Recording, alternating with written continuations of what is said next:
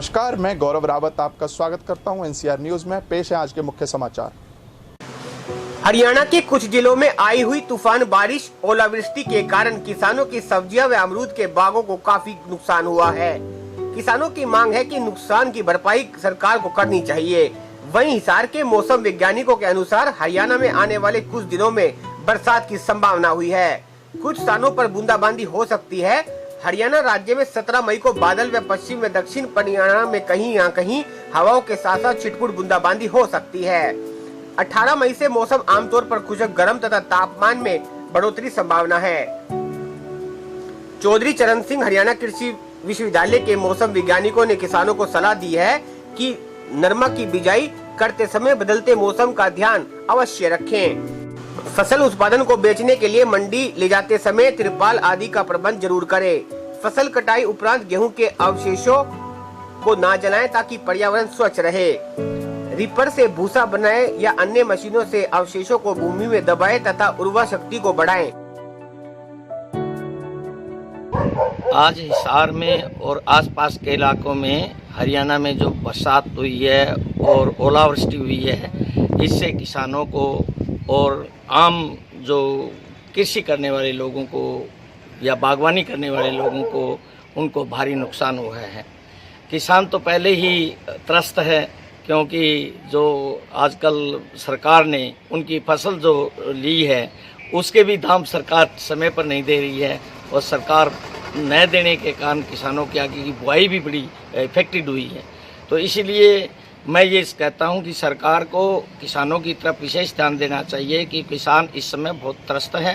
किसान की ली हुई फसल का दाम है उसे समय पर मिलना चाहिए और जो ओलावृष्टि से नुकसान हुआ है और बुआई के समय जो किसानों की परिस्थिति है उसको देखते हुए, मद्देनजर रखते हुए सरकार को उनका मुआवजे की व्यवस्था करनी चाहिए ताकि किसान सुदृढ़ हो। इस देश का किसान जब तक सुदृढ़ नहीं होगा तब तक इस देश की व्यवस्था है कि किसी प्रधान देश के अंदर किसान को मजबूत करना बहुत ज़रूरी है। इस देश का किसान और इस देश का जवान जब तक मजबूत नहीं होगा तब तक इस देश की स्थिति मजबूत नहीं हो सकती।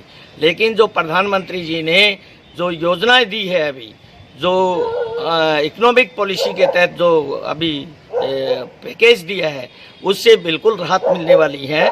लेकिन उस राहत का मैं ये कहना चाहूँगा कि किसान की तरफ ज़्यादा उसको ध्यान देना चाहिए कि किसान की ज़्यादा उसके अंदर जो उसकी लागत और उसका मूल्य है उसका पूरा मूल्यांकन करके ही उसका रेट दिया जाए इस फसल का, ताकि वो आगे सर्वाइव कर सके और आगे इस देश की प्रोडक्टिविटी को बढ़ा सके। और मेरा ये निवेदन है सरकार से कि सरकार किसानों की तरफ विशेष ध्यान दे और इस किसान का जो भी नुकसान होता है उसकी तुरंत भरपाई की जाए। और मैं कहता हूं कि जो उनसे फसल गेहूं हो, सरसों हो, उसका एक एक दाना सरकार ने जो वायदा किया है उस वायदे के मुताबिक सरकार को ले लेनी चाहिए, खरीद लेनी चाहिए और उनका जो पैसा है समय पर दिया जाए ताकि उनकी रोटी रोजगार का और फसल का आगे का सिस्टम सरकार का और उस किसान का पूरा हो सके। आज जिला हिसार में ओलावृष्टि हुई है, उसके साथ तूफान आया है। पूरे ज़िले में सभी फसलें नष्ट हो गई है। हम सरकार से अपील करते हैं कि इसकी जल्द से जल्द स्पेशल गिरदावरी करके किसानों को उचित मुआवजा दिया जाए, क्योंकि पहले तो किसानों को इस लॉकडाउन ने मार दिया, कोरोना ने मार दिया और अब इस तूफान ने मार दिया। मैं अभी गांव आर्य नगर में खड़ा हूं, मैंने देखा है यहाँ पर अमरूदों के बाग हैं, वो सारे पेड़ उखड़े हुए हैं।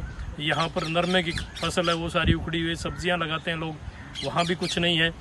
अतः पुनः हम सरकार से अनुरोध करते हैं कि वो जल्द से जल्द इसकी स्पेशल गिरदावरी करके किसानों को उचित मुआवजा देने का काम करें, क्योंकि किसान अब मरने की कगार पे हैं, पहले लॉकडाउन के कारण और अब इस ओलावृष्टि और तूफान के कारण। पुनः सरकार से अनुरोध कि वो जल्द से जल्द इसकी स्पेशल गिरदावरी करके उचित मुआवजा किसानों को देने का काम करें। नहीं, अभी ये जो पश्चिम विक्षोभ पास कर रहे हैं इसके कारण ये जो अभी पिछले 2-3 दिनों में लगातार बारिश आ रही थी, 10 तारीख को भी आई थी, 11 को और 13 मई को जो बारिश हुई, तो 14 मई को भी जो में लेट आवर्स में बारिश हुई है। ये एक पश्चिम विक्षोभ जो है हरियाणा और राजस्थान के आसपास एक सर्कुलेशन सिस्टम बना हुआ था, उसमें एक ट्रफ रेखा बन गई थी, जिसके कारण एक पश्चिमी विक्षोभ के प्रभाव के कारण ये बारिश हुई है। परंतु ये पश्चिमी विक्षोभ अभी पास कर रहा है और अगले 1-2 दिन में हल्के बादल रहेंगे, परंतु उसके बाद में मौसम आमतौर पर खुश्क रहने की संभावना है। 17 तारीख को भी थोड़े बादलवाई रहेगी और इक्का दुक्का स्थानों पर छिटपुट बूंदाबांदी हो सकती है, परंतु ज़्यादातर स्थानों पर मौसम खुश्क रहने की संभावना है। किसान भाइयों को यही सलाह दी जाती है कि मौसम को ध्यान में रखते हुए अभी जैसे 1-2 दिन में मौसम बिल्कुल साफ हो जाएगा तो वो नरमा कपास की बिजाई 17 के बाद में कर सकते हैं, और अभी जो नमी है उसको संचित कर ले और बिजाई शुरू करें नरमा कपास की जो बची हुई बिजाई है।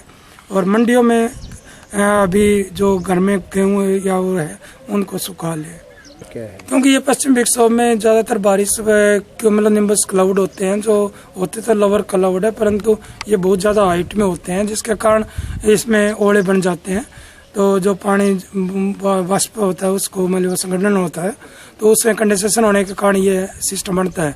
परंतु इसमें गरज चमक और तेज हवाएं हैं चली है और कहीं कहीं ओले वृष्टि भी हुई है, परंतु यह जो फसल, क्योंकि सबसे ज़्यादा क्या है इन पश्चिम विक्षोभों के चलते लोगों के अपने जो हरियाणा में है ज़्यादातर अभी नरमा की बिजाई चल रही है, तो नरमा की बिजाई रुक गई है।